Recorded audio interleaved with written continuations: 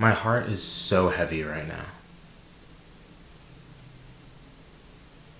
What name do I start this video with? Because there are too many for me to count, and they go back farther than I can remember.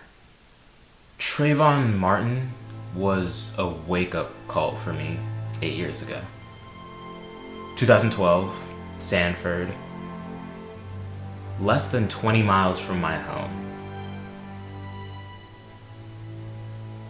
He was younger than I am now. That's when I realized the path that I was living on. The life of a black kid in America. There's a line in the show Cloak and Dagger when Tyrone says to his mom, "Even if I do everything perfect, they'd still come after me." That's it right there. That's literally systematic racism in one sentence. We could do everything the way society tells us to do it. Pull our pants up, take our hoodies down, don't talk like that. But we're still constantly living our lives one phone call away, one blown brake light away, one morning run away from a bullet because of how society sees us, because of how society treats us, because of the color of our skin. And none of this is new. This is the same things that my friends' grandparents were fighting against in the 60s. You'd think something would have changed in the last 60 years. Civil rights is just in HD now.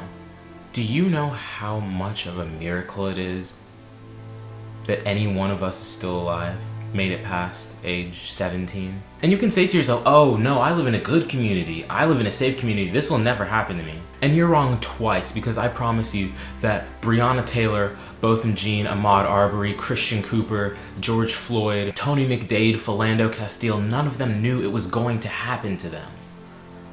But they all knew it could. And I've just been talking with various people trying to figure out where I fit in all this, because there's no easy answer. Every black person is feeling all of this slightly differently. I think people make the mistake of quantifying the black response, but this is personal for all of us.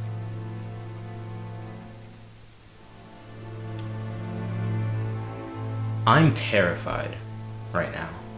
I hesitate to walk out my front door, period. To me at this point, it's like, how many more hashtags are there gonna be before you all are typing out my name? Black people are dying. Black lives are getting snuffed out. And this is the world that I'm gonna raise my daughters in, raise my sons in, but we can't live in fear. So I'm going to stand up and speak up and fight for black lives, including my own.